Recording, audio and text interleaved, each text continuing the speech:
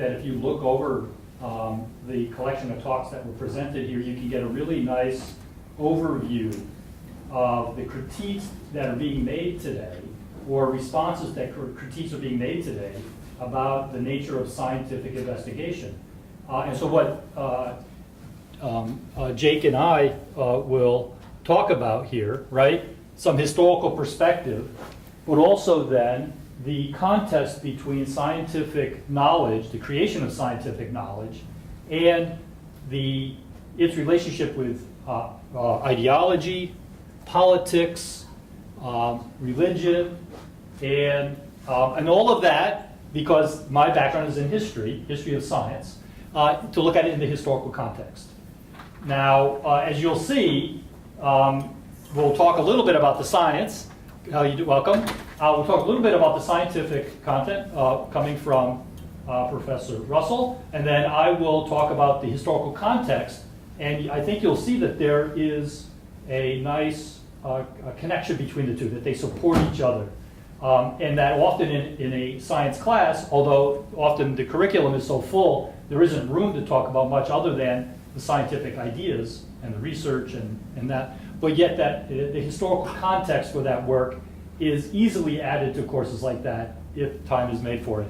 And in the same way, as I'll talk about in a few of the courses that I teach in the history of science, the history of evolutionary thought that I've taught here at Drexel in the Honors College, Lives in Science course that I taught, which is where I use biography to look at some of the important scientists from Lavoisier in the 18th century all the way up to today. And the case study that we chose to address these issues are from our own expertises, which is in the evolutionary biology and evolution. If anybody is surprised today in the room or online that that evolution has been a hotbed of these kinds of issues, then you're going to learn a lot about a quite old and quite important interaction between science and culture. And so our outline today, as you'll see, we'll talk about the scientific content. Jake will talk about that. How to teach it, because we really came at this through education. What do we do in our classrooms as scientists teaching science, or as historians teaching science?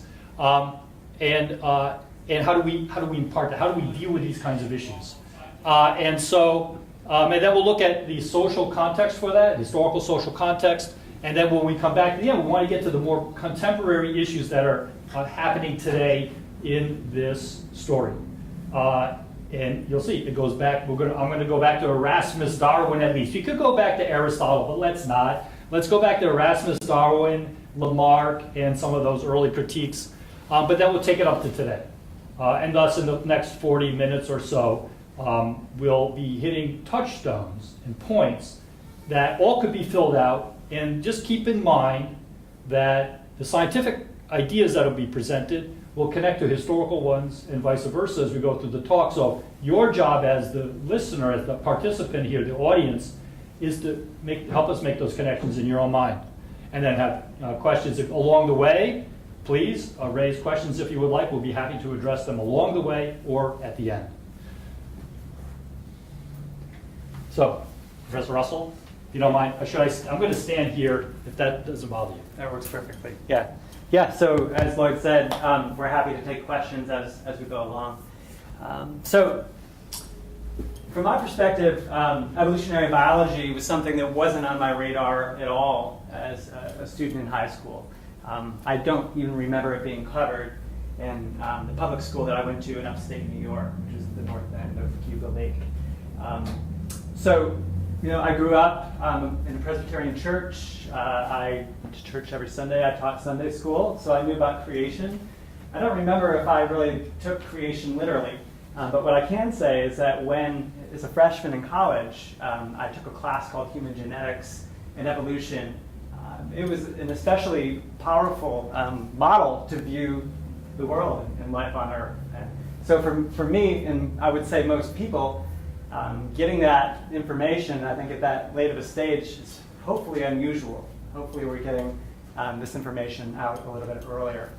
But what I will talk a little bit about today are some of the tools and examples that we can use in education at the college level that I think help to bring the point home of how evolution works.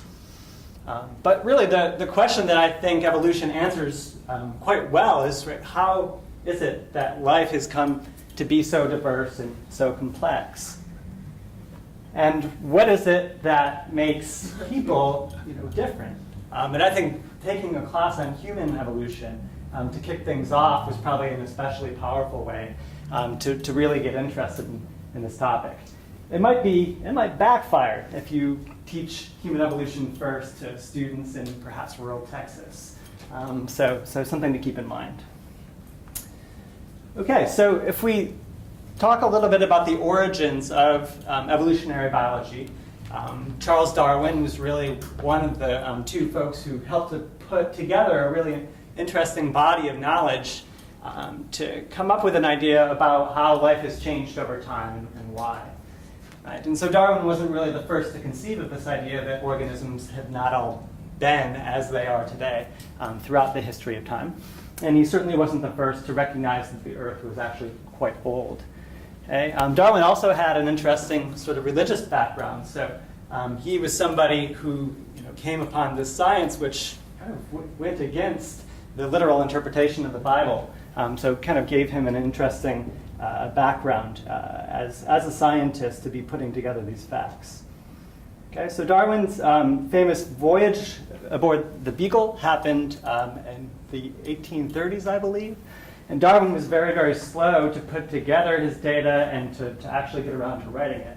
And it was only when he received a letter from Alfred Russel Wallace who said, "Hey, I got this cool idea," that Darwin was like, "Oh God, I gotta publish." You didn't want to get scooped, right? So my understanding, they, I think, published a joint paper at that time. And so even though Darwin gets the credit, and in some ways somewhat fairly, really it's Darwin and Wallace, I think, that were the ones that came up with this idea of evolution by natural selection. If I could just say one thing, that people like Charles Darwin are industries in the history of science, in that there are almost every 5 years a new biography will come out on him. And so the debate about who Darwin was and his impact on science and the influences on his ideas is still ongoing. And it's amazing. You would keep thinking, like, well, what more could they say? But there's always something quite dramatic. And I would look at Janet Brown's new work, which is a double volume, spends an entire book getting through the voyage. And one point about Wallace, I think it's a really great moment of controversy. Darwin, as gentleman of science, has to accept this letter from Wallace, because if you send a letter to a gentleman in 19th century England, it counts as a document. And so they finagled it a little bit, and Darwin quickly wrote an essay they presented at the same meeting. But Wallace wins, because Wallace gets the credit, and he gets to go on with his career and become a scientist. And so it really did help him to be able to publish like that, and he was always grateful to Darwin. One small point of difference is later on, Wallace would have a very hard time accepting the fact that, or the idea that that human beings were created by evolutionary processes and not by creation of God. So there's some real differences in their views of science. Okay. Great. So Darwin really had agonized a lot over the details. He recognized that this was not going to be something that went over easily with the scientific community. And so he spent a lot of time thinking about what he had found. But really one of the contributions that Darwin helped to make was this idea that species were not independently created. It wasn't entirely his original idea.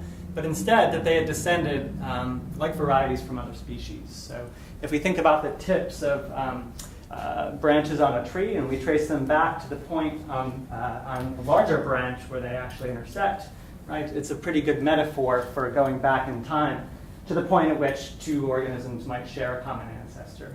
So that tree metaphor is really something that's used very commonly in evolutionary biology today. And this is just a sketch from Darwin's notebook, and you can kind of see in classic self-doubting nature, Darwin is putting the tree up there to explain how he thinks evolution works, and writes this little I think blurb at the top. Okay, so descent with modification. So what would have been some of the evidence? Think a little bit about things like modern elephants and the forms and sort of morphologies that we see in these pachyderms today, right? If we were to go back deeper into the geological strata, what we would basically see is that some of these features that we recognize in modern elephants basically disappear in the types of organisms that actually otherwise seem really elephant-like.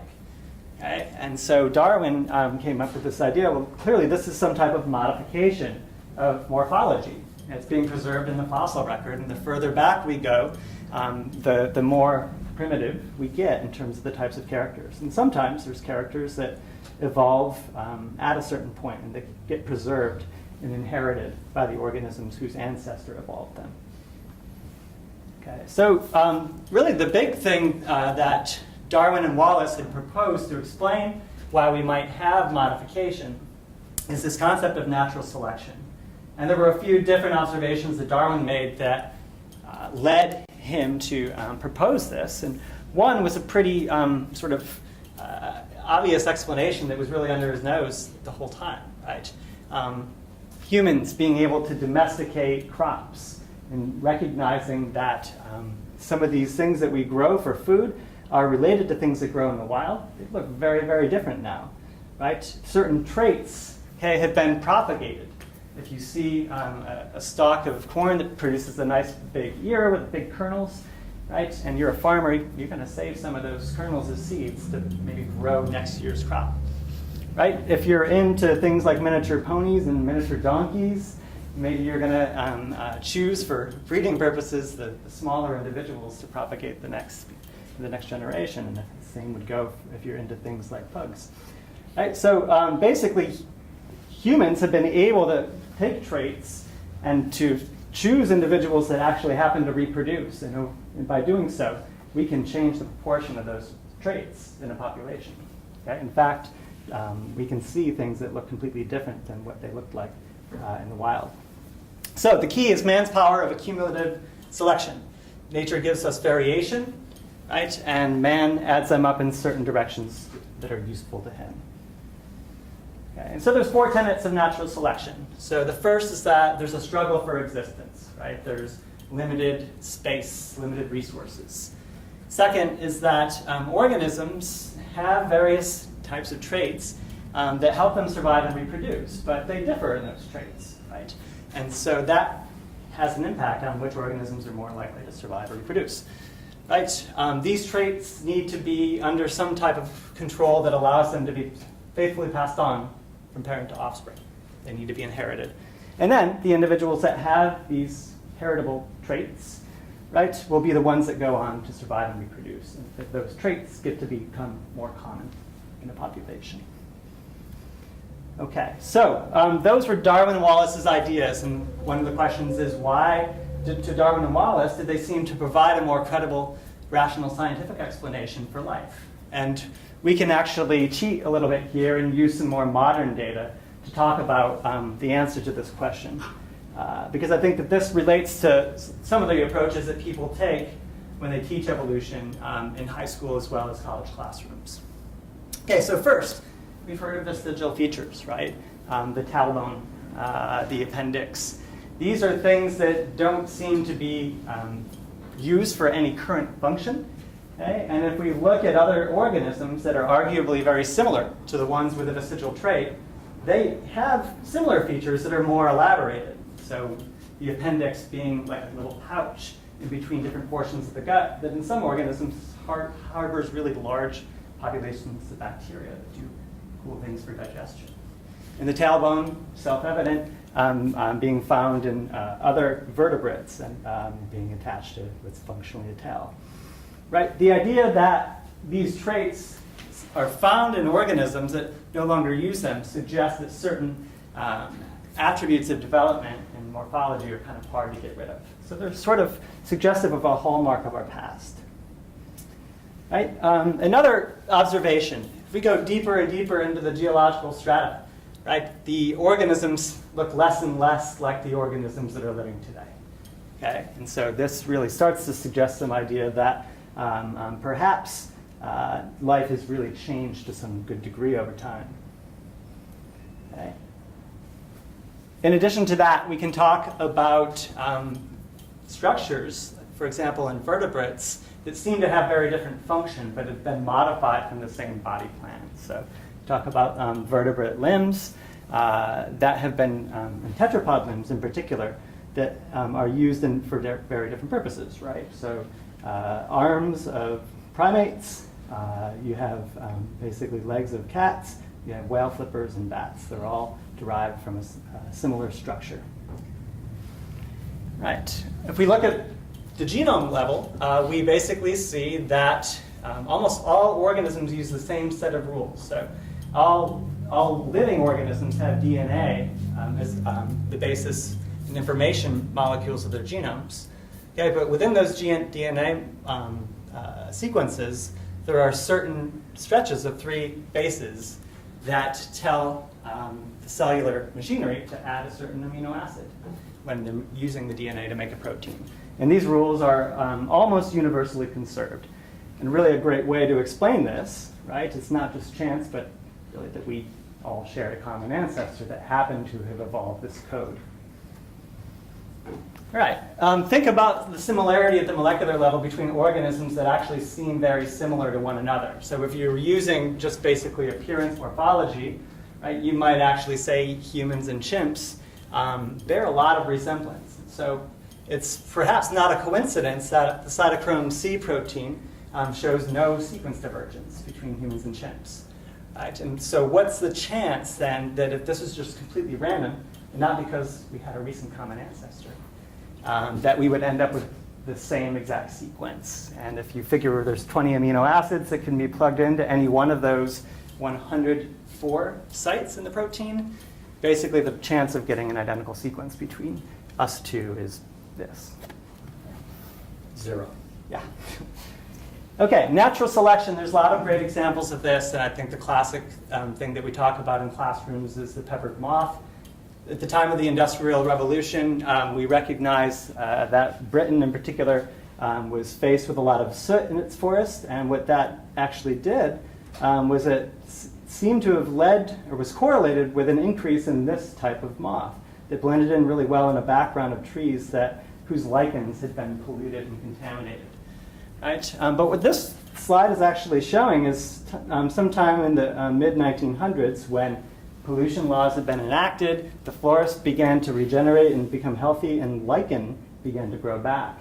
So these moths blend in better nowadays, and in fact, accordingly, the black dark melanic moth has become less and less common in the population. So clear pieces of evidence suggesting that perhaps it's useful to be able to blend into your surroundings. Right? So it's a particular trait that was probably favored because birds like to eat moths. And when a bird can't see a moth, it certainly can't eat it. Okay, a couple of other quick things before we hand things back off to Lloyd. I think when we talk about evolution in the classroom, it's important to try to get students engaged. And perhaps I've been making a mistake for 10 years by always talking about the peppered moth example. Maybe these should be the types of examples that we talk about, the things that really matter immediately to humans. So clearly it's important that we have healthy forests. We all recognize that. But we need to understand how it is that we can control different types of pathogens that have more and more become able to withstand some of the antibiotics that we're using to cure them. Right? And so here's a graph that shows how particular microbes have become more and more resistant to the drug vancomycin over time. And effectively, this is natural selection in action, right? If a population of bacteria are exposed to an antibiotic, one happens to be resistant and the others are not, then over time, the one that reproduces is probably the one that is resistant and that can pump the antibiotic out of itself or has some other mechanism to resist it.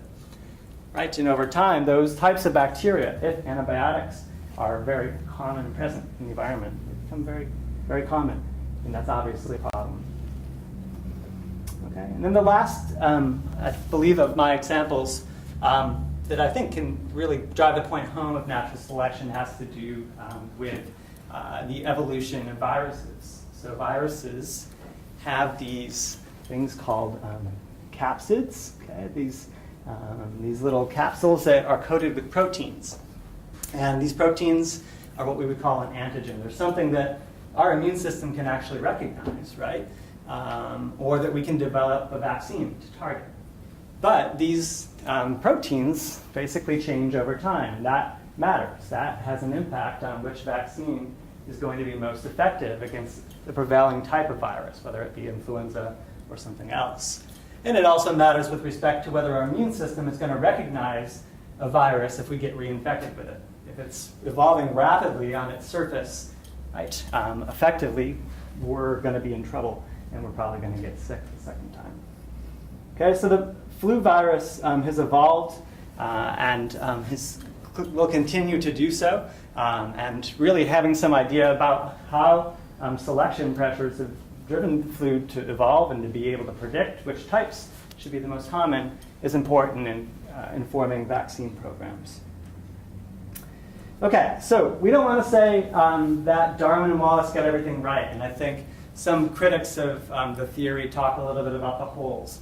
But one of the things that I think is pretty powerful is the fact that a lot of other hardworking scientists came along over the next 50 years, 50, 60, 70 years or so, and actually began to fill in some of those holes. So the biggest one was that Darwin had no idea how heredity worked, and his mechanism basically would have led to evolution and natural selection never really getting off the ground. So Gregor Mendel had independently, around the same time as Darwin, had discovered rules of heredity, and folks in the 1930s had recognized how this basically revived Darwin and Wallace's theory of natural selection. Using Mendel's rules, it worked. And people like Ronald Fisher helped to quantify those rules to basically allow us to model how traits and genes should change in frequency over time. Darwin thought that his theory might suffer a fatal blow, partly because there was evidence that organisms cooperate.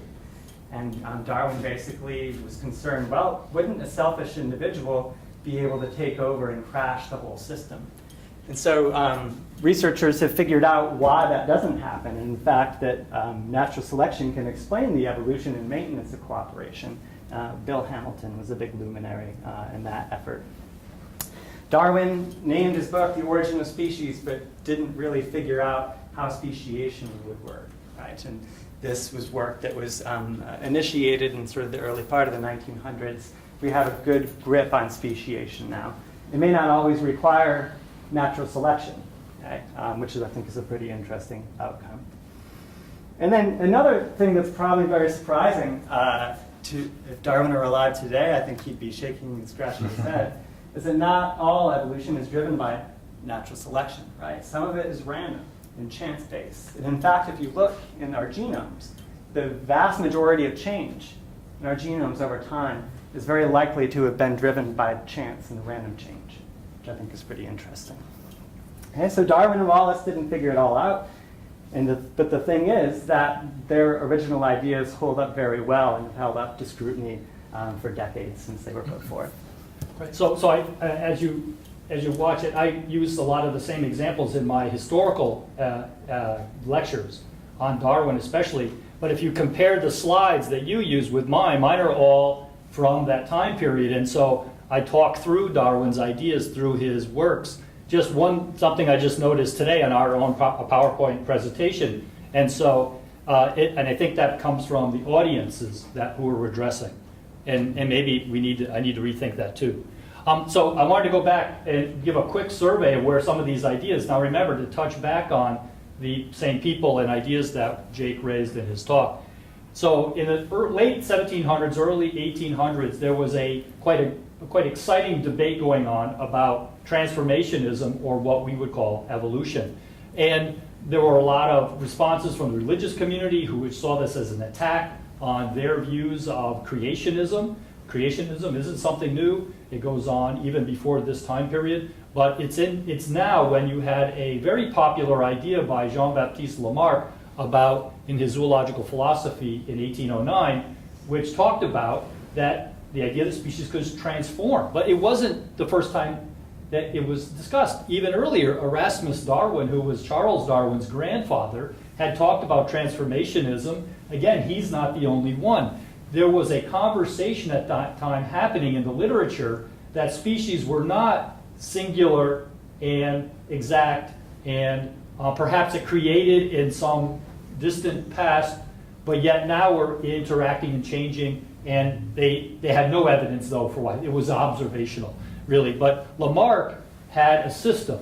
And a lot of times today, even today, people want to say Darwin good, Lamarck bad. But the historical evidence is that every time Darwin encountered a serious challenge to his own ideas, he reverted back to his own support of Lamarck and incorporated more and more Lamarckian biology in his own theory. Evidence of that is in his 5 editions of The Origin of Species, where when he gets challenged by some ideas, which I'll talk about in a minute, said, well, if we need faster evolution, maybe inheritance of acquired characteristics, Lamarck's idea, is actually more important than we thought before. So just put that idea that rest that Darwin versus Lamarck is really not the true picture of the science. But if you look at William Paley, he was one of the really important religious thinkers at the time who was offended by the idea, this materialist, vulgar materialist idea that evolution could occur, that it was challenging the notion that God had created everything on the earth and his fundamentalist direct reading of the Bible. And so he wrote a book that became very popular, widely read by everybody who went to Cambridge for certain, like Charles Darwin himself, that this idea that is still used today, that if you look at nature, there are things that are too complicated that could have been developed by chance, that could have appeared by the random chance of a characteristic here and a characteristic there being driven by natural selection, he found to be really wrong. Of course, he was before Darwin, but this idea that there was a system in nature that was materialistic and could drive and create new species. And his argument here in his own language was, if you saw a watch out in nature, you would wonder who made it, right? If you saw an eye or a heart or other complicated biological structures, skeletons, you would think the same thing. Well, who created it? And in his case, the answer was God. God is the watchmaker. Now, what we'll see later is that this argument from design continues on even to today. So, a little bit of context.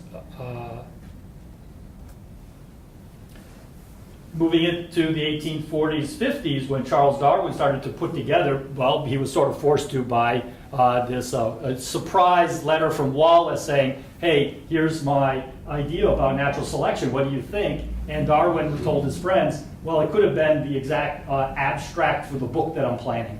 The best thing for us as historians and readers of Darwin is that it drove Darwin to quickly finish his book in 1 year, and thus his 3,000-page set of volumes did not come to fruition. Instead, he wrote a nice 400-page one. So I wanted to look at some of the other broader reception of Darwin's ideas. We know what they were like. We could add more about that if we wanted to go into the details, but we don't have the time. There were a lot of scientific critiques. Fleming Jenkins wrote, well, what about blending? It seems like that every generation things should blend. Characteristics should blend. Tall and short people have average-sized children. And what about that? And Darwin said, well, I don't have an answer for that. He made up his own idea of gemmules, and it didn't work, right? So he's scrambling for ways to address real critiques from the scientific community. But sometimes Samuel Wilberforce, the great reverend, who was also at that time the world's expert on bumblebees, or as they said then, humblebees in England, said, well, you don't understand what you're talking about, and Charles Darwin had to respond to these critiques. Well, at least his supporters responded for him. On the other hand, Charles Kingsley, also a religious thinker at the time, wrote a very popular children's book, well, quasi-children and adult book. Has anybody read or seen The Water Babies? Know the story? It's I don't have a lot of time to go into it, but basically a boy falls into a stream. He's very poor. He's a chimney sweep. He falls into a stream and becomes a water baby, goes through this long adventure, and the whole platform is a way for Kingsley to defend Charles Darwin's idea of natural selection and evolution. And it became very popular, so you can see that there's not a dichotomy here between the religious community and the scientific one. It's blended, it's mixed, it's complex, and many historians and other thinkers, sociologists, are now talking about this, and still today, trying to figure out what happened and how it can help us understand what's happening today. That's important. Ron Numbers in '92 wrote a very good book that dealt with this period. You can see some of the imagery from it. Kingsley took Darwin's argument and transported it into this children's book, so it was a popular, it went on for many, many editions, so it's something that really had a strong impact. Into the early 20th century, we have a figure who would seem, I think, very common, very common to us, but yet he was original, and this is William Jennings Bryan, and he was a politician, he was everything. He was a liberal, right? And so we don't know what to do. He was a populist. And he became very important. Now, you think about Democrat and Republicans today, has very little to do with what the Democratic and Republican Party of the early 20th century. But this guy had a voice, and he was a religious speaker, and he would give great talks, and he was very convincing. And he felt that evolution undermined human morality, and that it had to be stopped. And he created a whole anti-evolutionist campaign that went on until his death in 25. He at one time was Secretary of State. Some people said the worst Secretary of State. But he was so effective that even Mencken wrote in his obituary attacking him after the guy died, showing him why he was so evil, really. The point of Bryan's quite effective campaign was to show how evolution, this idea, and it led to the monkey trials, as they call them, the Scopes monkey trial. We should not teach evolution in the high schools, in the public school. We need to get it out of there because it's endangering the American values. And so he argued for that in many platforms and was quite effective at it. Really, people can look back to this movement that started with Bryan as this popular figure as the beginning of the modern debates between creationists and evolutionists.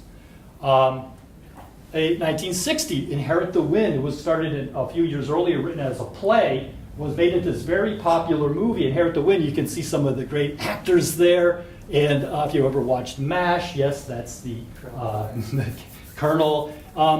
And Tracy, and there he is on the stand, and put Bryan on the stand in this real trial. And this poor high school teacher who was, teaching evolution knew he wasn't supposed to, and then got into a court battle over it. We're going to finish with another court battle. So,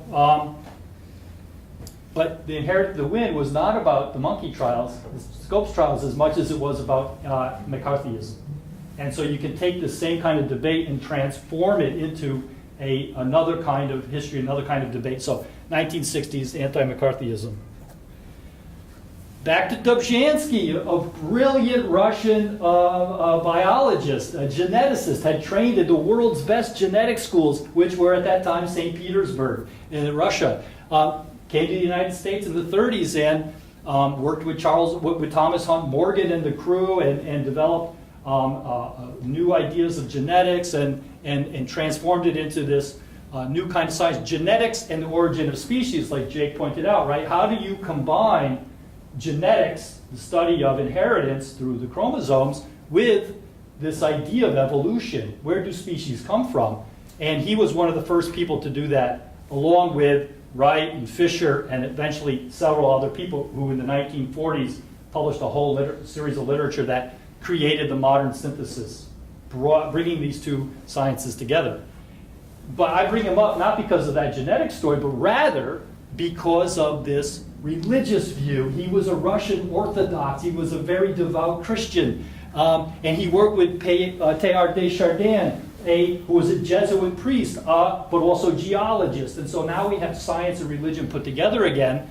And they had this view that, well, how do we resolve this in our minds, if we're scientists? I'm not. How do we resolve that with our religious view? What if we're religious and a scientist? How do you put them together? Well, we can say maybe evolution is God's way to create things, right? It's actually it's God's method, and so theistic evolution. They proposed this idea. It didn't satisfy the religious people. They didn't like the idea of that, because what it does is it challenges some of the basic fundamental ideas of the Bible, right? When was the earth created, right? And you have to read a fundamentalist view versus a more liberal view.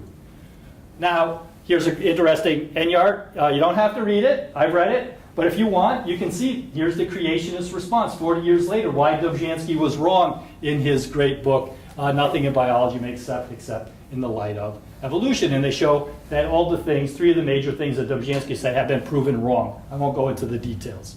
I will point out the National Center for Science Education and the Discovery Institute are 2 major institutions today, very wealthy, very powerful, and influential, and are at odds, and they are battling out these issues, centered on not ideology and rhetoric, but rather education and the school system. You want to think? So we're going to talk about this great local Pennsylvania story, the Dover case. There's a great Nova video of it, the Judgment Day, which is kind of fun. And there's a lot that we can say here. Do you want to pick up some of this, or some of this? What should we? I can jump in. Yeah, go ahead, please. Okay. Yes. We're going to combine our points here. Yeah. So I think it was probably in 2008 or must have been 2009. I think it was the anniversary of the origin of species. All right. We sort of had an event here at Drexel to talk a little bit about this particular case, and we're able to have some really great panelists, including Ted Dashler, who's in the Bees department from the Academy, James Herbert, Dean of the Grad College, expert on pseudoscience, all right. Judge John Jones, who we'll talk about in a few moments. But this was really a really big case that, as Lloyd said, happened locally. And it pitted basically at odds the Dover School District of Pennsylvania, which had introduced a statement that they wanted to be read at the time when high school classes were teaching evolution. And I think this was like a 9th grade class in the Dover district. And basically, I'm not sure if we actually have the statement. Yeah, we do. Chance? Yeah, here's, Okay. yeah, and you can see some of the Yes.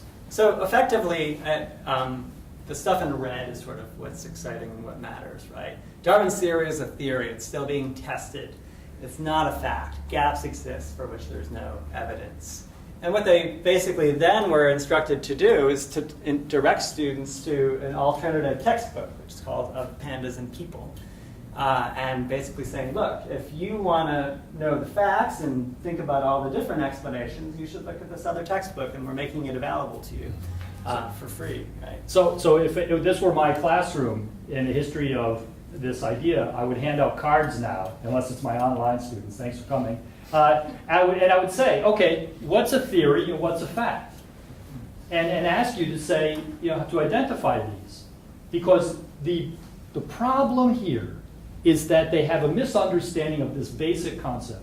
They think that a theory is this looser, lighter, weaker construct rather than a fact. They say facts are proven, you can see them, you can test them, but theories are not. Theories are made up things that humans construct based on facts, right? Facts are more important. But in science, we know that the facts are the things that are collected to make these theories, and it becomes the theory tested in various ways over a long period of time by many different people that actually are more important, larger, and more substantial. Exactly. Yeah. So yeah, that term is often used as a dirty word. We found in particular the members of the school district and folks like Michael Behe were certainly throwing it around that way. So this trial came about. Was it around 2005? Yeah, I think that's when it was first tested. Yeah. And basically, some parents caught wind of what was happening, and they didn't like it, and for obvious reasons, because it was a science class, into which it seemed that a pretty well-established body of science was being singled out. Right? So why not single out the round Earth? Let the Flat Earth Society present their textbook as an alternative in geography class. Right? So anyways, the parents stood up and this went to court. And what was really interesting was that basically extensive legal research was able to identify the origins of this textbook. It had come from what was originally a creationist text. And what happened was that there was a Supreme Court decision, I believe it was in the mid-1980s, that basically invoked the Establishment Clause of the First Amendment of the Constitution, right? Separation of church and state. You can't teach creationism in public schools because creationism is religion. So what happened to this textbook is that the authors went through and did some revisions. They systematically copied and pasted to replace words that would have appeared religious. And they put in a term that sounded scientific. And this was this term, intelligent design. And one of the things that was perhaps most telling of them having deliberately done this was a copy and paste error, where they were changing the term creationist, someone who believes that creation explains the diversity of life and life hasn't evolved, to design proponents. And what they ended up doing is sort of a pretty sloppy copy and paste. So the C design proponentsists was the buzzword that people were bantering about as evidence that this was really people trying to go in and repackage something that was not science and it was religion, right? The Kitzmiller, they had requested documents from this organization and they sent them. And then they found through this by going through a careful reading, Right. So this idea of sort of intelligent design, I think, it was pretty clear what its origins were. And during this trial, they tried to present some of the science of intelligent design as basically to try to compete with evolution. And we'll talk maybe about an example or two of things that they were invoking. So I think the point is that there is an agenda here by a group of people who are really trying to get into the school system and teach things a new way, right? To add something to it. And they sounds in the first hand, like if you believe it, if you listen to it and you're not careful and you don't think a little bit about it and be critical of it, that it sounds reasonable. Well, why not just offer another alternative to Darwinism, which is just a theory, right? That sounds, you can make sense of that, right? If you're not thinking clearly or you don't know much about this, you're not educated about it, this history especially. But yet, then you bring the evidence, you go into a court case and everything gets exposed and things really can dramatically change and become a really good teaching moment. And the scientific evidence is what is at the foundation of it. The judge at one time said, okay, after recess, this is from the documentary, said, well, welcome back to biology class. So you want to take us through one of these? Yeah, so basically it pitted Ken Miller, who's an author of some of the intro bio textbooks that maybe some of us in the room have read or are taught with, against Michael Behe, who is a professor at Lehigh University and a proponent of intelligent design. And so one of the big criticisms of evolutionary theory is this idea is that there's some structures that are so complex that you could never imagine that they could have gotten to be like they are today because of evolution, right? Part by part, building them up together. They wouldn't work as one individual part. They only work as part of a functioning whole, right? And this is similar to the idea that you mentioned earlier. Kind of like a watch. Like a watch. And so the fact is that for many complex structures, it's very clear that they have evolved progressively, and that indeed very simpler versions of these structures do work quite well. So the vertebrate eye is a good example. We start with organisms that have basically cells that can detect light, okay, to organisms that have sort of increasingly complex versions of an eye that have slightly different structures and are differentially effective at doing things that our eyes do. But you get up to sea snails, which actually have an eye that looks like this. They have a lens that they can actually focus. Okay? So clearly, this irreducible complexity idea doesn't work well in terms of eyes. The bacterial flagella was mentioned in the court case is something that it wouldn't work. All these separate parts would never work on their own, right? when in fact it's pretty clear that subsets of the flagella, or the apparatus and the proteins that are used to whip a tail that moves a bacterium around, they work just fine with other proteins to do something pretty different. And this is basically a complex of proteins here that are pumping molecules out of a cell. And we know that certain types of bacteria use this as a way sometimes to manipulate plants and animals. So sometimes pathogens will use these machineries. So something that looks so complex today and could only function if all the parts were there actually does have a history. It does have a biological history and evolutionary history. Right. And so Ken Miller was able to argue those cases really effectively. And the judge was really kind of floored by how convincing I think that side of the argument was. Fossils have always been a problem. How do you make sense of fossils? Today, back to Darwin, he even admitted, yeah, these fossils, it isn't a perfect record. We're not going to be able to use them to give you a detailed account of all the changes that have happened in evolutionary history because they're random. They have to have the perfect conditions, and they knew that back as early as they had fossils. But yet, today, they still become this very important argument in the creationist movement, intelligent design movement, who's point to this as, like, fossils don't exist even. They even say in the old days, God put them there to trick us, right? This is the argument. And it's effective argument sometimes, and I see people still today making it and getting followed. And I don't know, I mean, you can want to talk about some of the scientific research on it? Sure. Well, yeah, I think there are people in this room who know better than I do. Effectively, you hear this term "missing link," and sometimes that's invoked to say the fossil record's incomplete, and what about all these transitional forms that we can't find?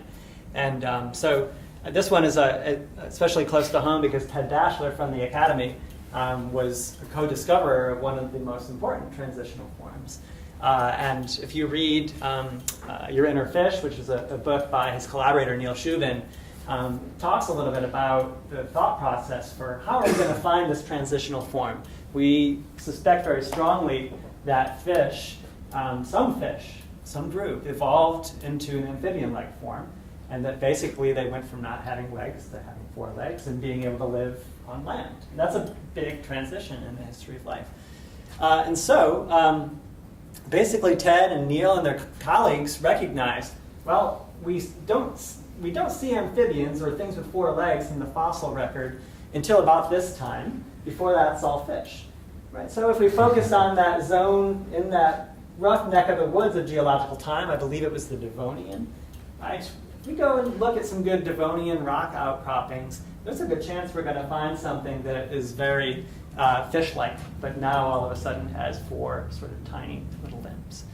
And effectively, that is this fossil Tiktaalik rosii, which I think was famous in helping to explain roughly around when the transition did happen and providing some clear evidence, right?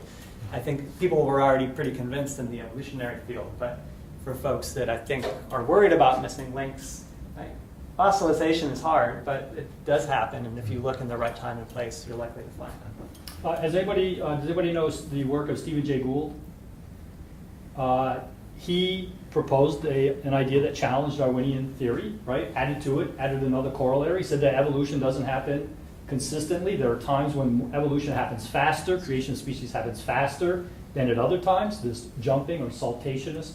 So he makes this, he publishes this, and others with him. It becomes a big debate in history, sociology of science, and then in science itself. And then the creationists say, wow, Stephen Jay Gould is supporting our ideas because it helps to, right? The reason why you can make this new idea about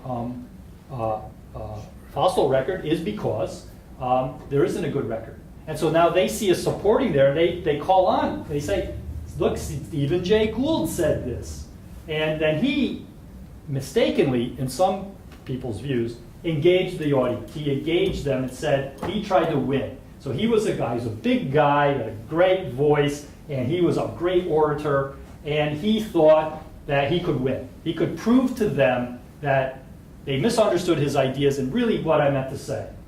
and he fueled their argument, he fueled their popularity, and it got headlines, Stephen Jay Gould fighting with, right, the creationists, and so I just wanted to point that out, that, right, sometimes, how do we engage, and it's something we can come back to in a minute, how do we engage, and should we engage people who are challenging scientific truth?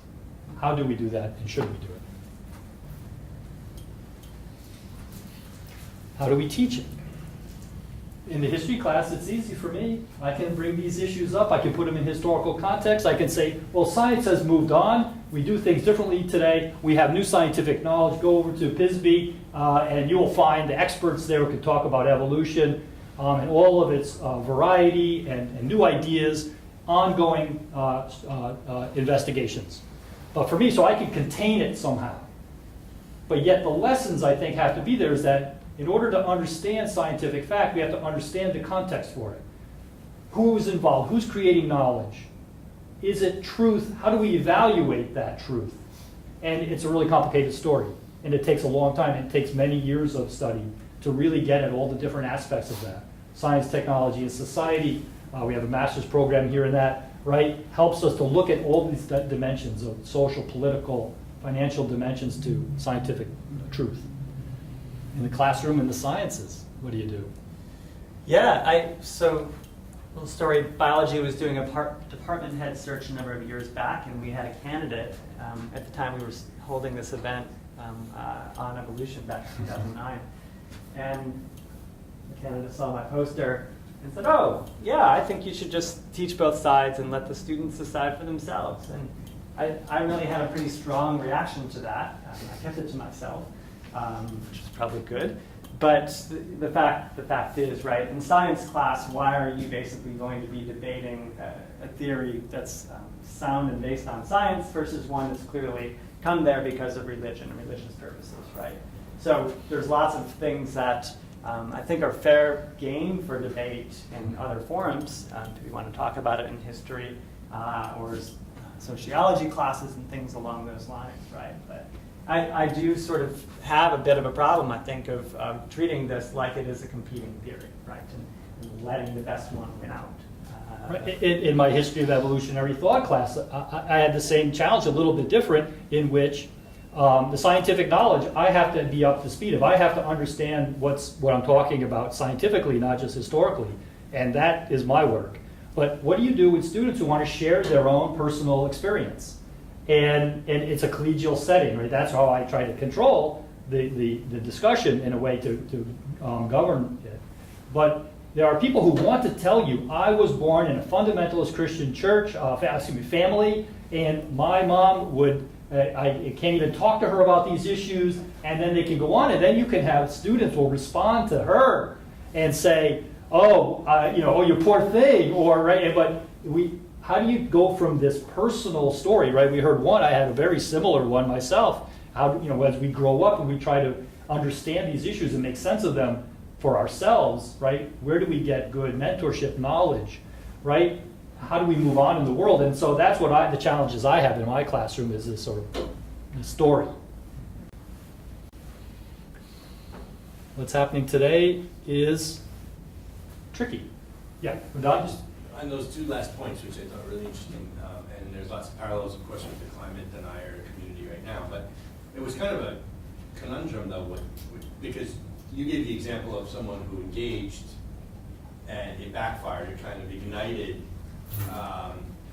this sort of non-scientific community. Cool. Yeah. Exactly. So, so the engaging can backfire. The not engaging,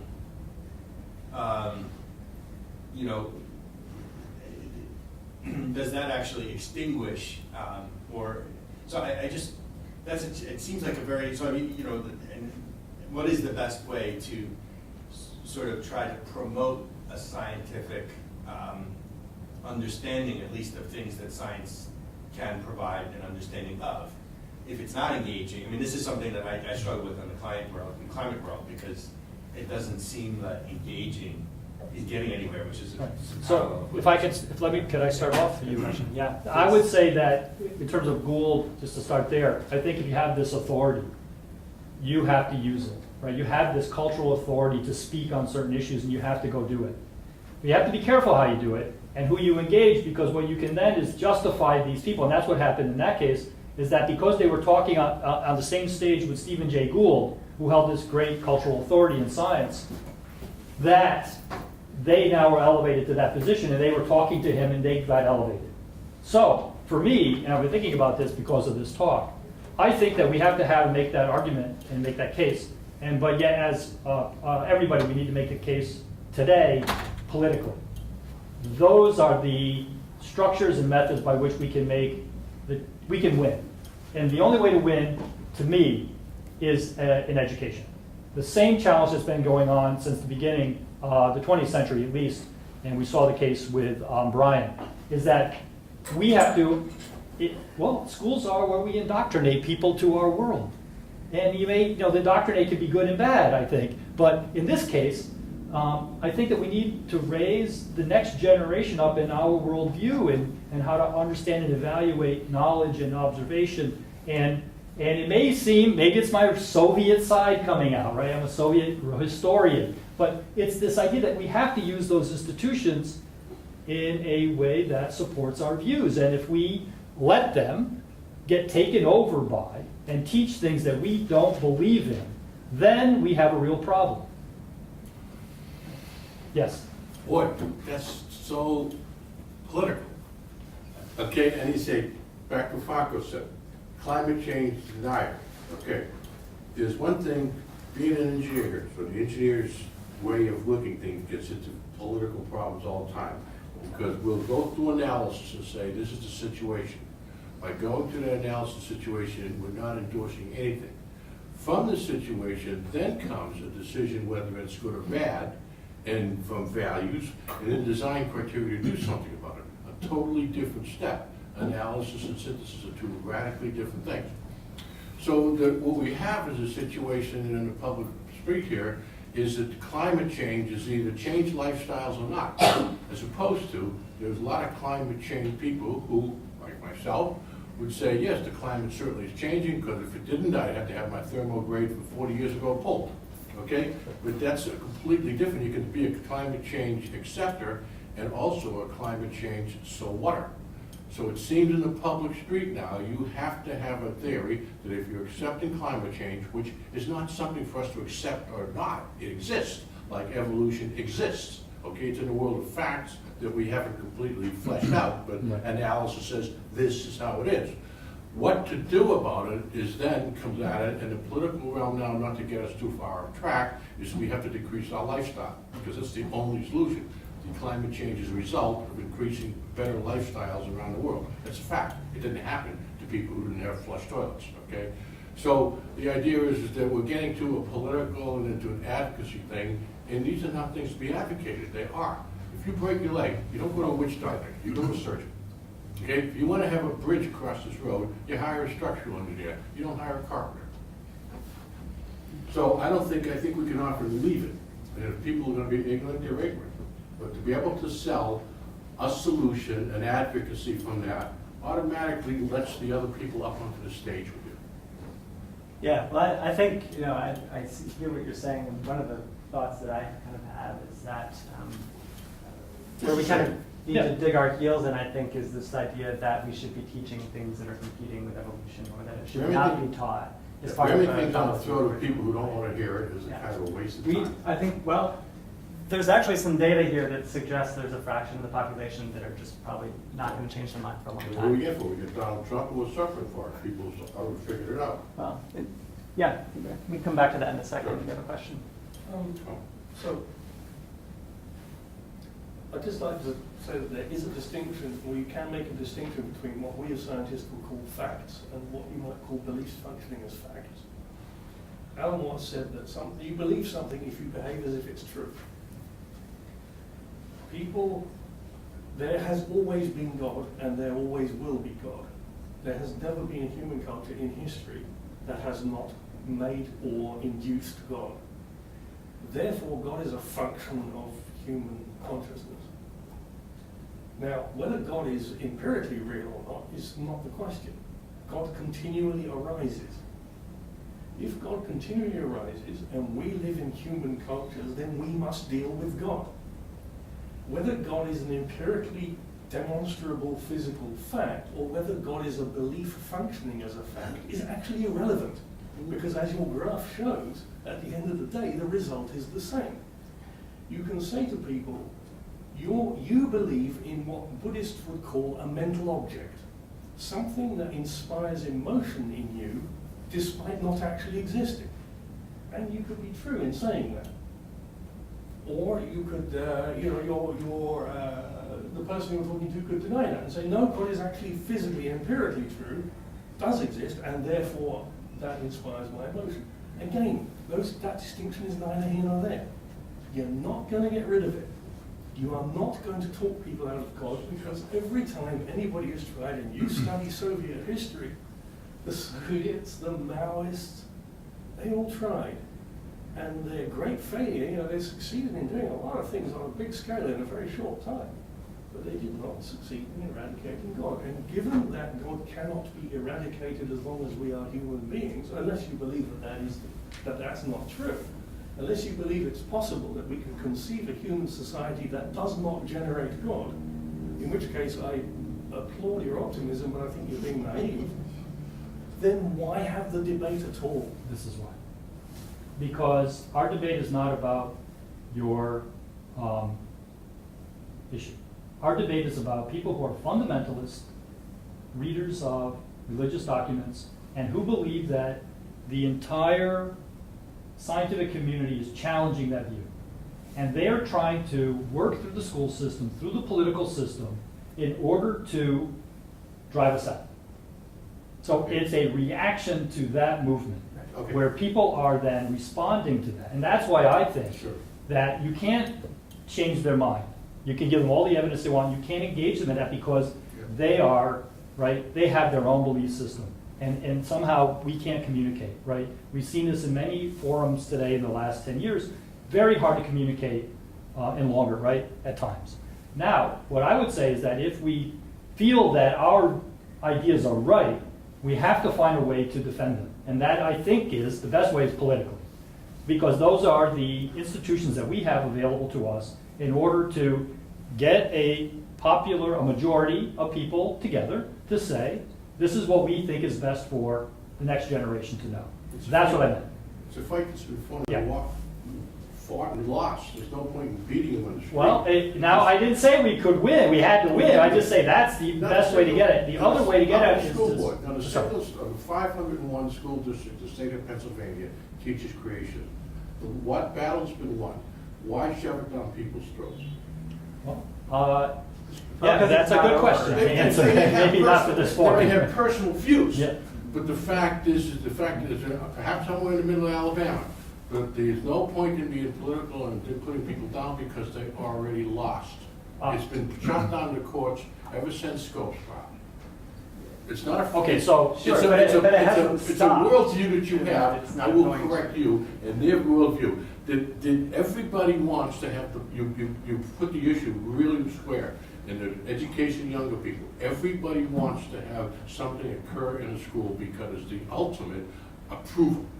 Okay, so we have in my school board all the time requests for this or that or the other all the time, and it's because people don't necessarily want the kids to learn; they want that approval.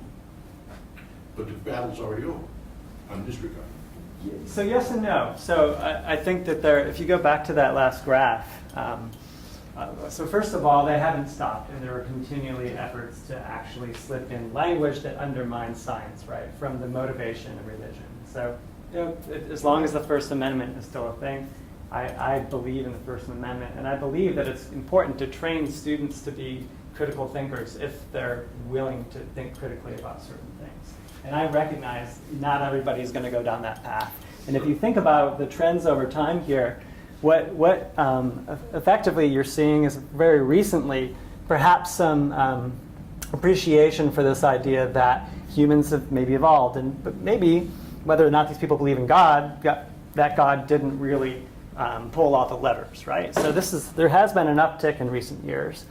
The downtick that sort of parallels the uptick is from this category here. People a long period of time, there was a modest fraction of folks that said, yeah, humans have evolved, but God has played a big role in that evolution, right? Look, we see all the evidence, but what we're saying is that God's involved, right?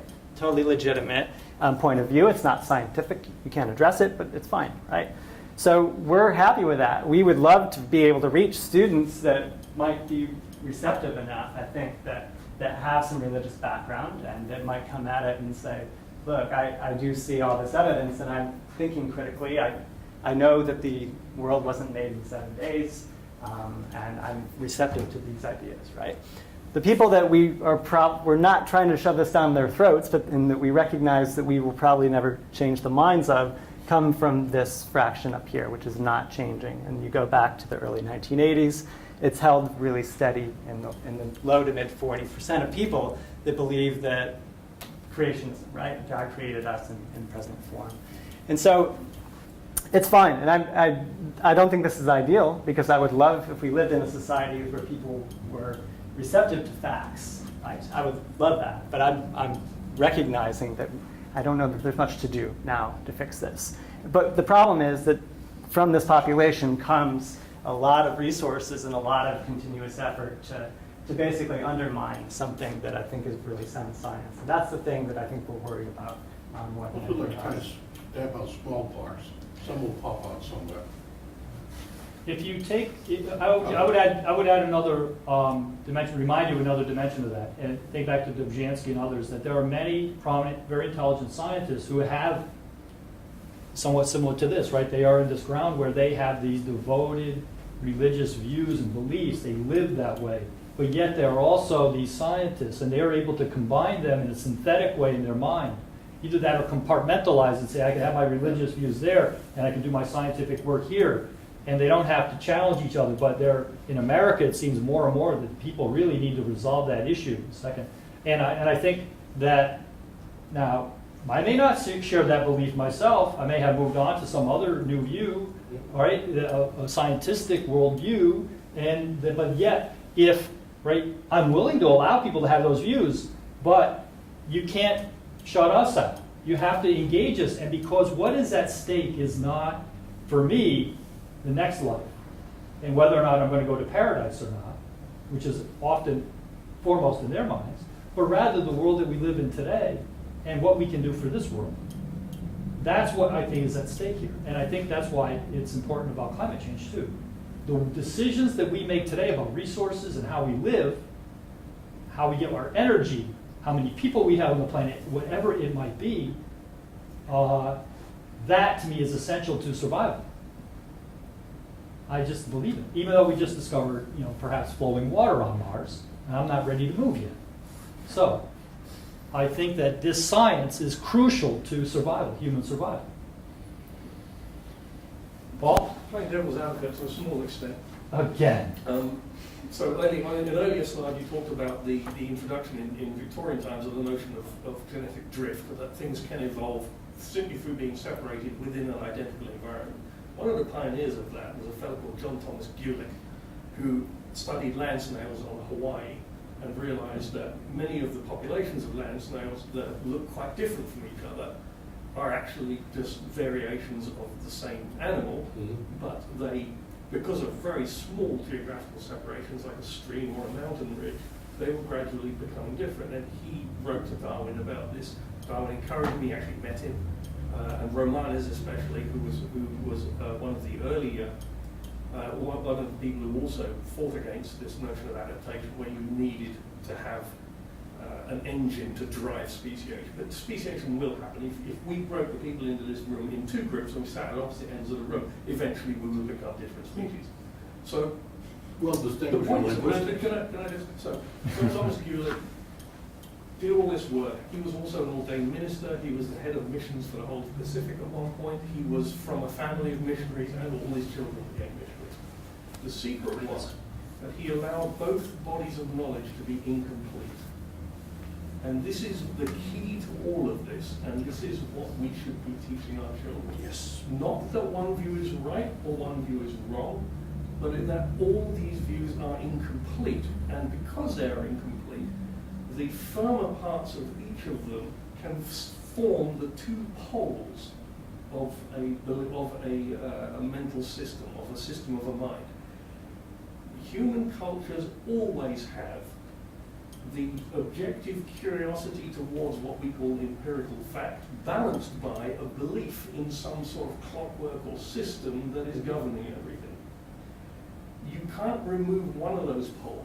You can't have a monopolar society. It's never happened, and it never would, in my opinion, it never will happen.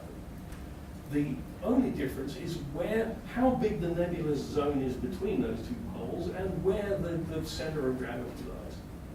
So if you push up, you think about a country like Iran. Now, Iran believes in technology. They're building missiles, they've got telecommunication systems, they do scientific research. But they also have a system of government that is based on theology, or that ultimately refers to theology for its final authority. They still have elections, they still have courts, they still have systems of justice and so on. So in that country, the dividing line is at a certain point on the scale. In this country, we'd like to think the dividing line is a little bit further towards objective truth, but actually it isn't.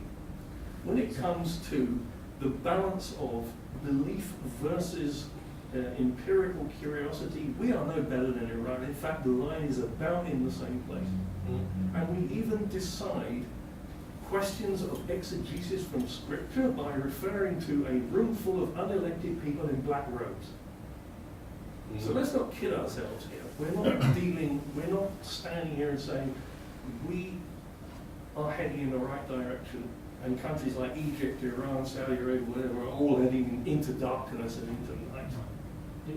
We are all functioning between the same two poles. I add something to that first, word is added, Yeah. appropriate. We're in a university.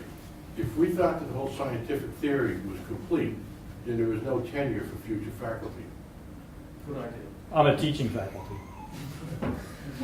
Well, sorry, man. That's a good point. I like that because so two things to address this point.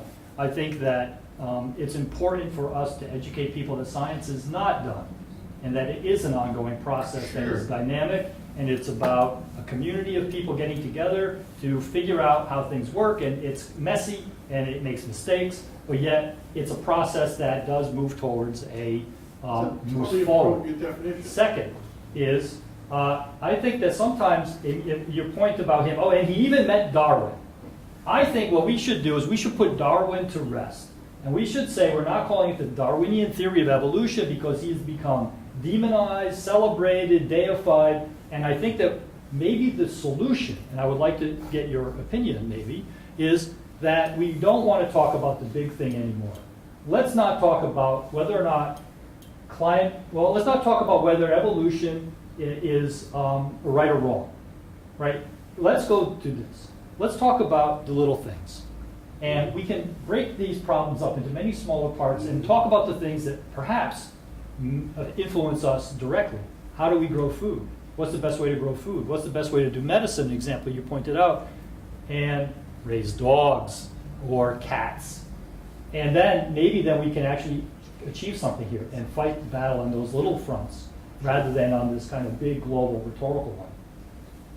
Thank you. I was just going to say, to me, it almost seems bizarre that these things, because of the reasons, as you said, also what Joe mentioned, that these things are commingled. I mean, because, on one hand, there are things that we discover, whether we're scientists or not, and I would call those facts. I mean, they're things you observe, and it's a fact, and we can have a discussion about facts completely divorced from your, philosophical view of your place in the universe, which, you may think that there's mystery in the universe, there's things we don't understand, and people have different ways of dealing with mystery. And that's up to them how they want to have with that. But it doesn't, in my mind, has nothing to do with, absolutely zero to do with an empirical approach where you say, I saw this, and I gather that occurred because I saw it.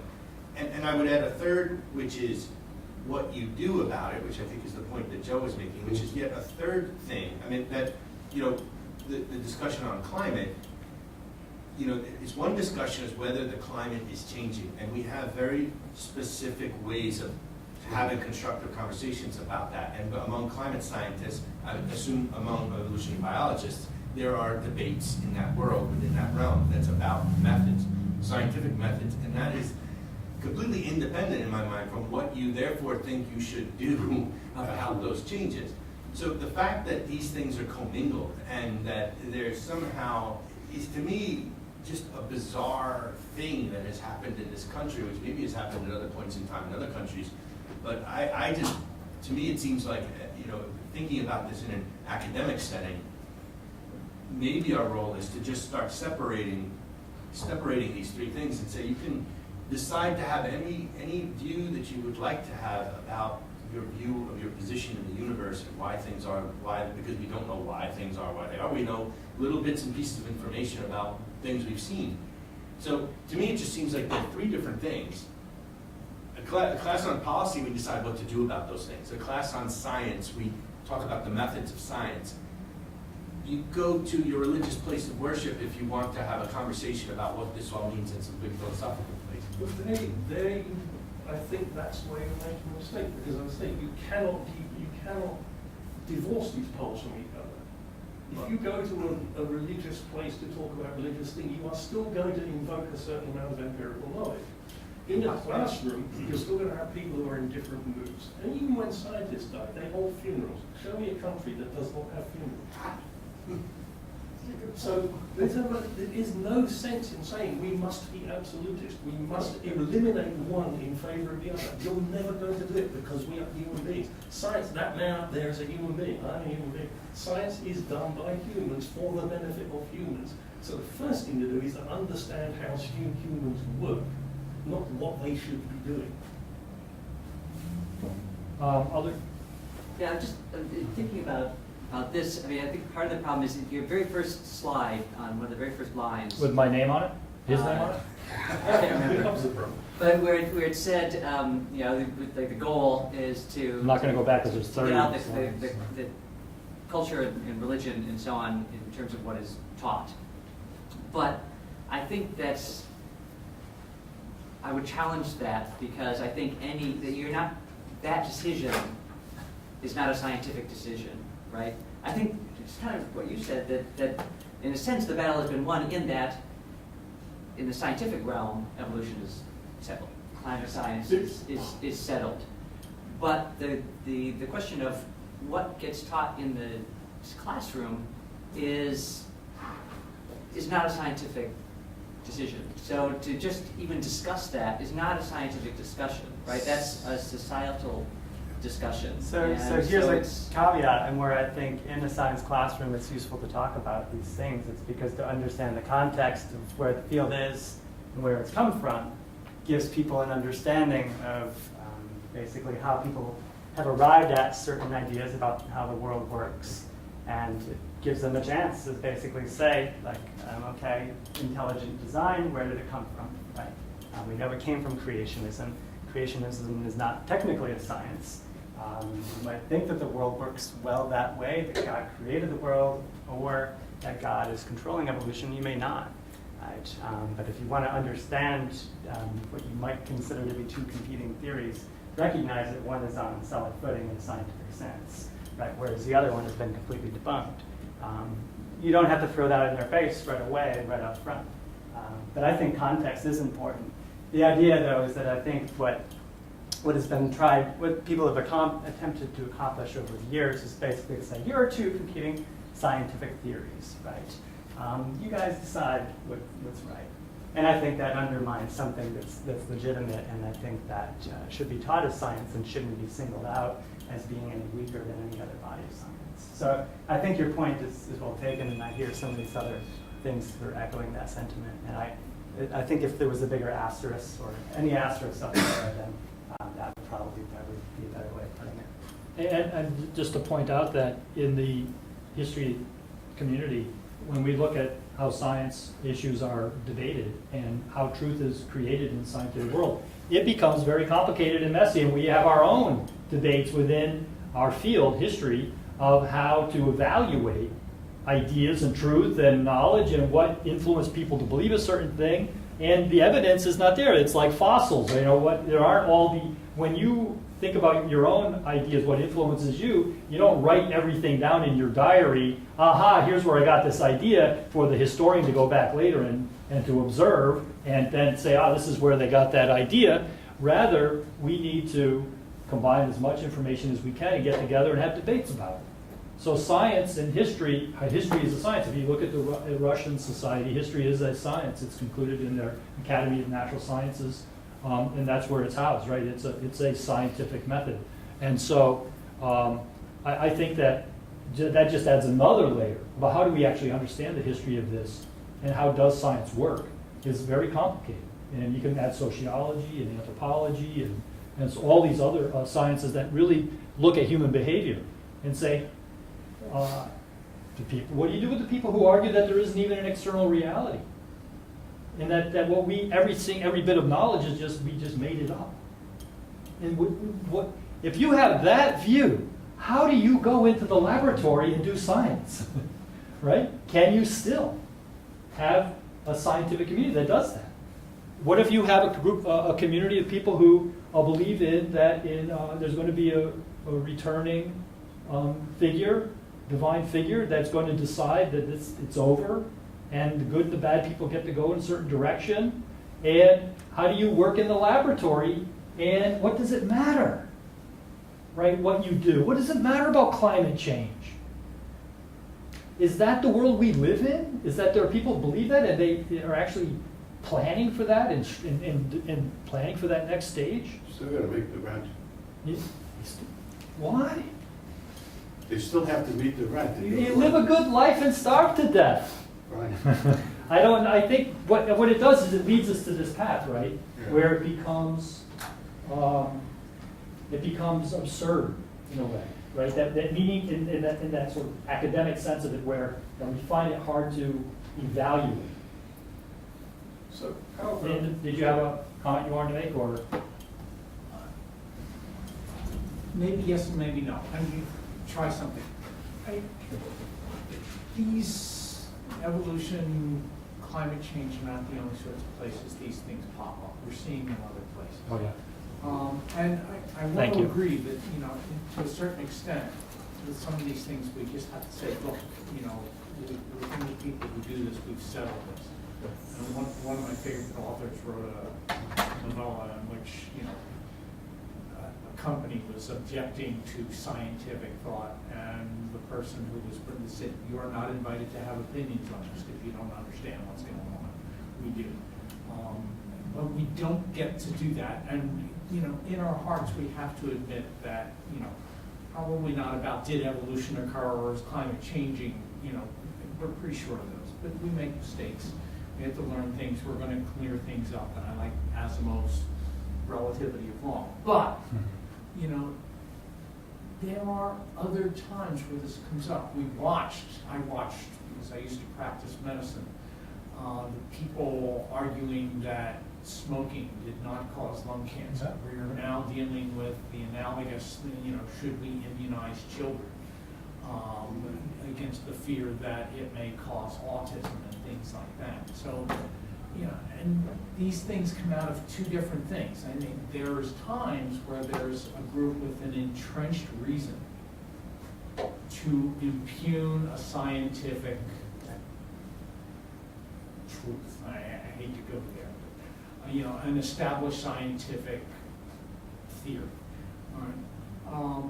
And I think that's kind of what we're dealing with when you're challenging both evolution and climate change. There are people who have a reason, and in one case I suspect the reason's fairly base, in other case I suspect it's not so base. But, there are those things, but it's kind of like what Joe was talking about, okay, there's one thing that's the knowledge, but you can talk about polls, you can talk about whatever you want. Most of us assume that what we do about the world should be based on something that comes relatively close to an accurate evaluation of what's going on. And if we cannot get that, we can talk about this all we want and why it might happen, but if we can't figure a way to deal with that and admit that, not everyone's going to agree with us, but we have to find a way to make the world work, so that we cannot have pictures of two successive inaugurations with someone saying, well, it's clear that there were more people at this one, when it's pretty clear that there weren't. And we can't just laugh at the person who makes that. And I don't know how to do this. And I don't care whether it solves this, care whether we have the debate or whether there's an objective reality. The response? Well, belief is fun, but it's meaningless until you enact it. So I would suggest that if we see two poles as one being literally Great. Thank you for belief coming. in the nature of the universe as clockwork and the other being empirically established fact, then the first enacted is morality. The second enacted is scientific progress and call it what you like. You need both. The reason that we're in this room are being polite to each other and we're not murdering each other and we don't kill old people because they're no longer productive. The reasons for that is because we do have a system of morality. People would say that that morality is your view of the universe's clockwork enacted. That is to say, translated into a system of right or wrong, a system of right and wrong. And without that, we wouldn't build laboratories. We wouldn't go off looking for quarks and all the rest of it because we'd be too busy beating each other up. And only the strong would survive, and all decisions would get made by men in their early 20s.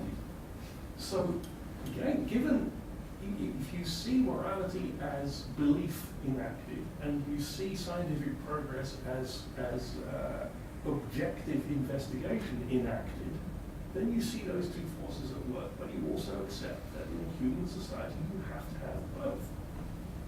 Because you can't do science if you're shooting each other. You can't even invent a gun. So it'd be a very peaceful society without science. It just we'd all starve to death before we got right. So can I ask But there is- this argument is about education and it's about public school education. Right. Do you want to have a public school set up where you can have your science class over there, or is it a science class with religion in it? How do you organize the curriculum for a primary school, for a junior high school, for a high school? This is the battleground. You stop saying science and you stop saying religion. Because the moment you name things, you define them. Nobody has yet defined science and nobody has yet defined religion. Well, it's biology class. It's religious studies class, right? So you can name it what you want, but the point is trying to get at this idea of how do we train and raise the next generation. Yeah. That's the question, I There think. are That's the questions. There are battleground. other questions. I'm not choosing it. They chose it already. Right. You have this structure where you say, okay, this is a science class. So when we go in here, we're going to do science, we're going to talk about science. And then we'll have, let's say, a religious instruction class, or we'll have a class on philosophy. Yeah, okay. Yeah. By making those in different rooms at different times with different teachers, you're implying that those are somehow qualitatively different things. You're perpetuating the problem. For the sake of time, yes. I'm a recent believer, like In science. in Christianity. Christianity, okay. So I'm like 5 years, pretty young to say anything about religion. But I feel, so I ask myself, what Bible teaches me? I think it's love, faith, and hope. I remember these 3 words very solid. Then I ask myself, what science teaches me? Actually, different teachers have a different thing. But for something, some professor taught me natural selection, it's more like it's about how the species or individual to survive, or to produce offspring like this as a consequence. For instance, if I don't want to have offspring, this is not part of my concept of natural selection. But for most species, yes. I just think sometimes I suffered from science and religion, both, a lot. Because I'm struggling, like which part should I put in the first place? In church, I say, oh, God is God, you are everything for me. Outside church, in the school, I need to do my research. Should I just let God hide somewhere, like say, oh, I just need science number one in my life? Some kind of, I feel very, very, very struggling. Then I think there is a professor, he talked to me and made me feel much better that to be a scientist with the belief of Christianity, I don't know other religion, but so that for me it's that you walk on the path of searching or discovering with love. So I don't like competition actually, but maybe I cannot avoid in human or even any kind of environment. But I just tell, if I can teach school, I would tell them what is science or natural selection, and also Bible, to let them make decision, which is your first choice. Maybe still had share. Just one little point. Remember that evolution is about the origin of species, not the origin of life. There is no scientific explanation of the origin of life. So we're all on. You have to take my next course on the origin of life. We're all on shaky ground. When it comes to, if you pursue any line of thought to its logical conclusion, you're going to find yourself stood there alone. And that's the key. Time coming up? Are we, Technically, but all right, Jake, you wanted a last word or? Sure. Well, I think about what Ligu said, and when I grew up, in a Presbyterian family, it was definitely interesting to kind of come across this idea of how life had gotten to be, and maybe how we had as well.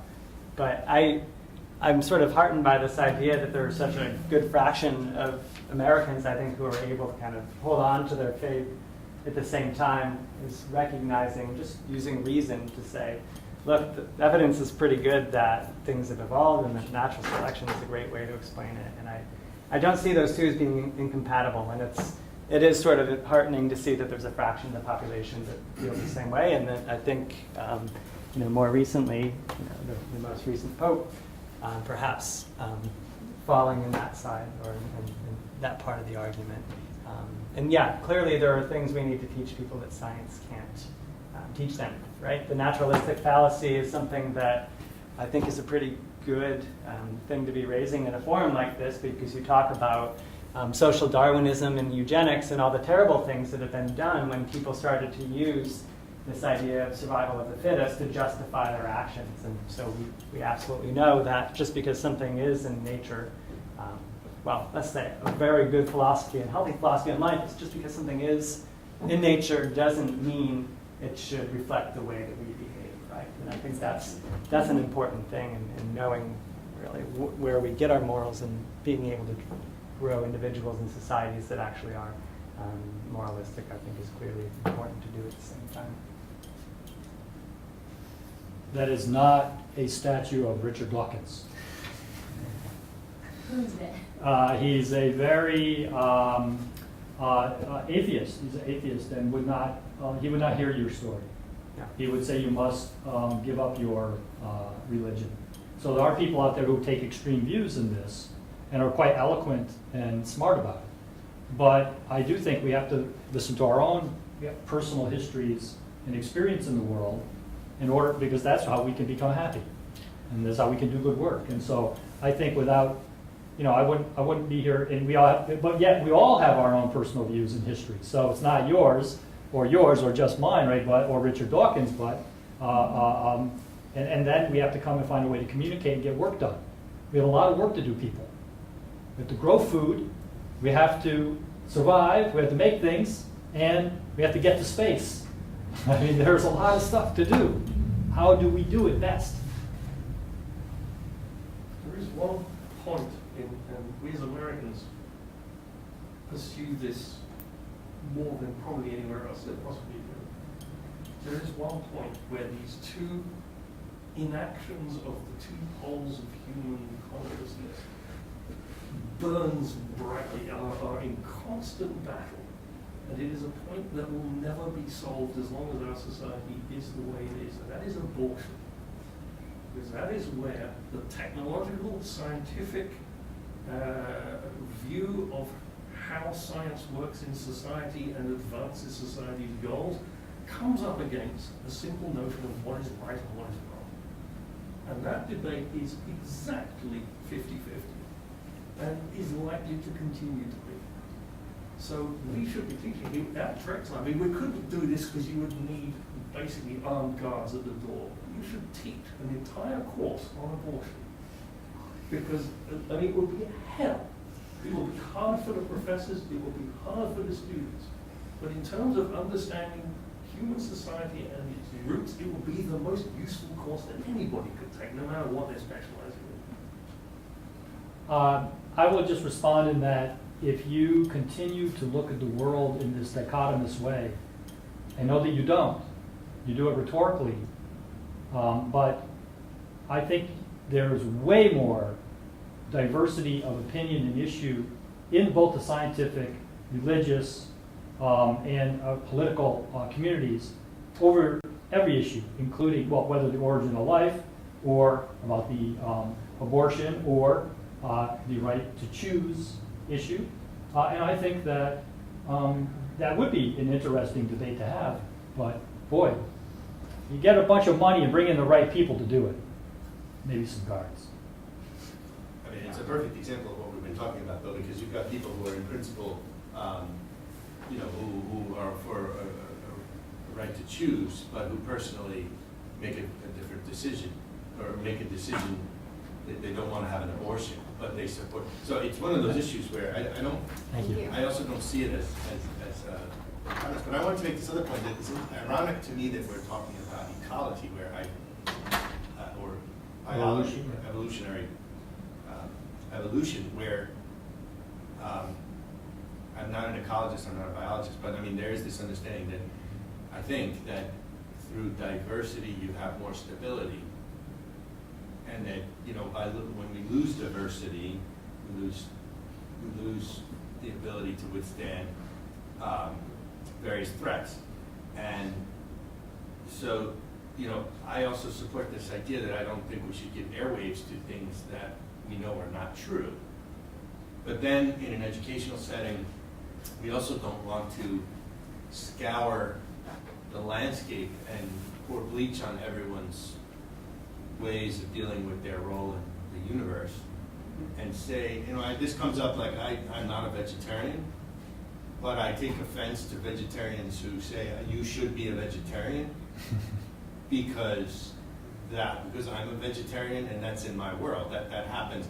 And it may be true that the vegetarian argument may carry a lot of weight, that if we all had if we all eat a lot of meat, we can't live on the planet. But that's an extremist position when there are ways to eat a little bit of meat and be just fine. And so I kind of think of that, in this discussion as well, that we have to be careful not to be extremists while adhering to and not allowing political factions. In fact, that was my original question. If I'm going to say, so many of the things we've talked about in this series come down to economics, an interest group. And one might say that there is, especially in the Christian right in the U.S., there's a power structure, and there's you could trace it back to power, maybe not economics, maybe even economics. And a lot of money. A lot of money, right? But that's, I think, to the extent that those perversions exist, perversions of our discussions about things that are really important, but get distorted by money and interests that are sort of taking one viewpoint and elevating it. Those are problematic. But beyond that, once we remove those things, we want to have open discussion, right?